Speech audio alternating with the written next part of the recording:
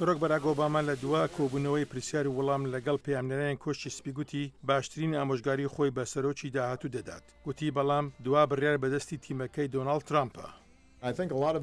پێم وایە زۆربەی بۆچوونەکان لەلایەن ڕاوێژکارەکانی و کەسانی دەوروبەرەوە گەڵاڵە دەکرێن. هەر بۆیەشە گرنگە سەرنج بدرێتە سەر لێکۆڵینەوەکانی بۆ پەسەندکردنی کاندیدەکانی. ئۆباما بە کارداری سەرکەوتووی گوت پێویستی بە یارمەتی دەبێت.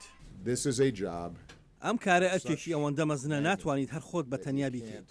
بەرگری لە بڕیارەکەی کرد بۆ کەمکردنەوەی زۆربەی سزای 35 ساڵ زیندانی چەلسی مانینگ بە تومەتی دزەپێکردن بە بەڵگەی نهێنی. گوتی ئەو سەربازەی پێشووی سوپا بەرپرسیارەتی گرتو بۆ ئەستۆ بۆ کردارەکانی و ماوەی گەلێک زیاتر لەو کەسانە لە زیندان بەسەر برد کە بە هەمان تومەت تاوانبار کرابوون.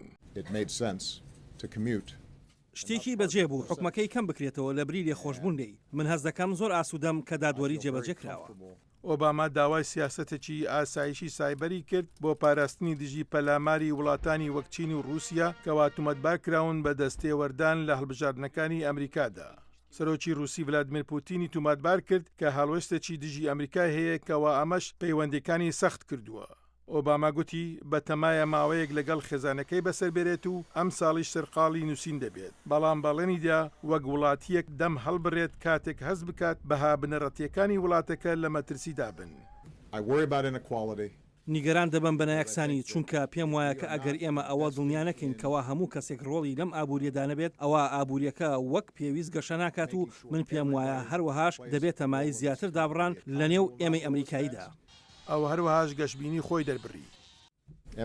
لە ناخمەوە پێم وایە ئێمە باش دەبین.